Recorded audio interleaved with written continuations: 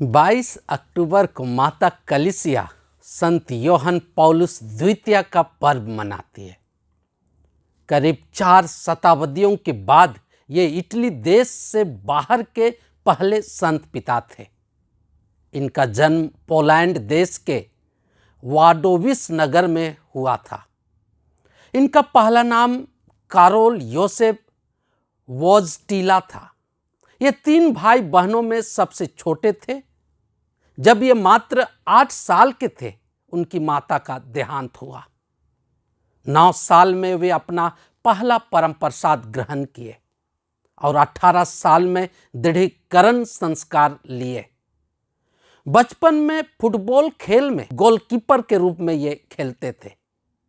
अपने सभी प्रारंभिक पढ़ाई पूरी करने के बाद क्राको के जगेलोनियन विश्वविद्यालय में दाखिला लिए, पर द्वितीय विश्व युद्ध के दरमियान जब नाजी सेनाओं ने पोलैंड पर कब्जा कर लिया और विश्वविद्यालय को बंद कर दिया गया, अतः जर्मनी में निर्वासन से बचने और यूं ही बेकार रहने के बदले 4 वर्षों तक एक 16वें रासायनिक कारखाने में काम किया। बाद में उसे पुरोहित बनने की इच्छा जगी और अपने महाधर्माध्यक्ष के निर्देशन पर क्राको में गुप्त रूप से संचालित सेमिनरी में अपनी पढ़ाई शुरू की। पुरोहिताई की सभी पढ़ाई खत्म करने के बाद 1946 में पुरोहित बने।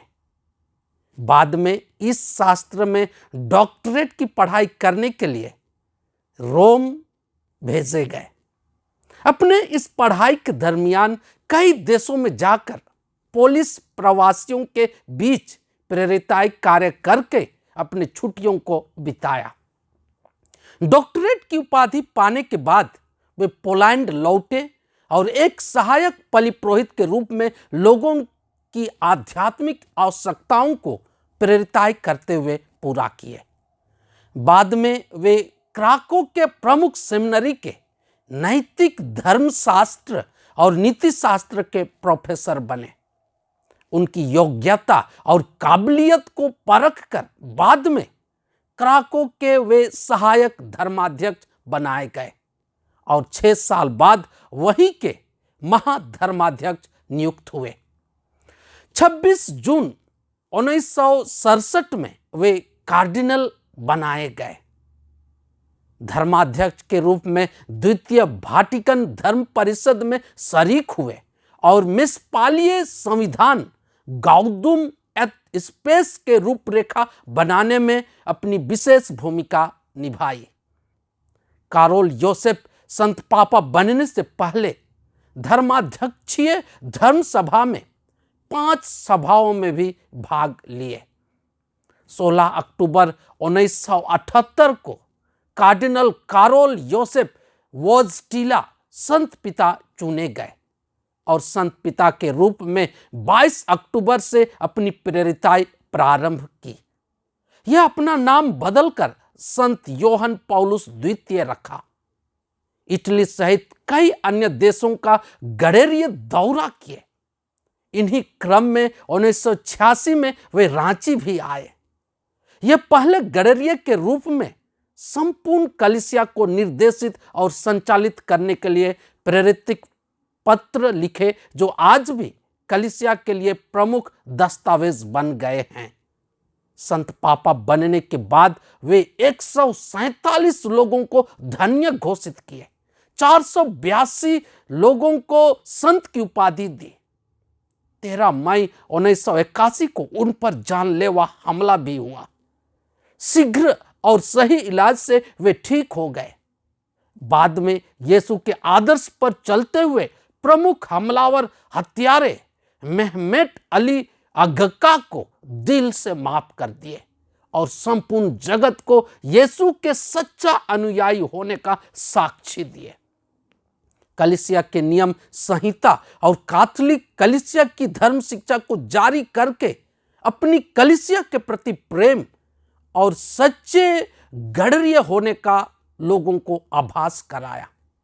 विश्वासियों को विशेष आध्यात्मिक ईश्वरीय अनुभव कराने के मकसद से वे उद्धार वर्ष, माता मरियम वर्ष, यूखारिस्त वर्ष और 2000 ईस्वी की महान जयंती वर्ष की घोषणा किए और इसमें विश्वासियों को खास अनुभव हुआ और वे अपने विश्वास में दृढ़ हुए। उन्होंने ही युवाओं के लिए विश्व स्तर पर युवा सम्मेलन का आयोजन कराया और युवाओं का दिल जीत लिया। संत यूहन्ना पौलुस द्वितीय ने यहूदियों और अन्य धर्मों के प्रतिनिधियों से कई बातचीत किए और ऐसा करने के लिए प्रोत्साहित भी किए। कई शांति प्रार्थना सभाओं का आयोजन करवाए, उन्हें उसमें निमंत्रित किए और विश्व शांति के लिए बढ़ावा दिए। इस तरह देखा जाए तो भले गडरी के रूप में अपनी जिम्मेदारियों को भली भांति संत पिता यूहन्ना पौलुस द्वितीय निभाए और संपूर्ण कैथोलिक कलीसिया का सही मार्गदर्शन किए। 2005 में अपने निवास स्थान में दिव्य करुणा के जागरण रविवार के दिन 84 वर्ष की उम्र में उनका देहांत हो गया। उनके नश्वर शरीर को श्रद्धांजलि देने के लिए करीब 30 लाख से अधिक तीर्थयात्री रोम आए। 2011 में संत पिता बेनेडिक्ट 16वें ने उसे धन्य घोषित किए और 2014 में वर्तमान संत पिता फ्रांसिस संत पेतरुस प्रांगण में एक समारोह में संत घोषित किए। संत यूहन्ना पौलुस द्वितीय ने जो विश्वास और शिक्षा पाई थी उसका अपने जीवन में जी करके पूरी दुनिया को दिखाया।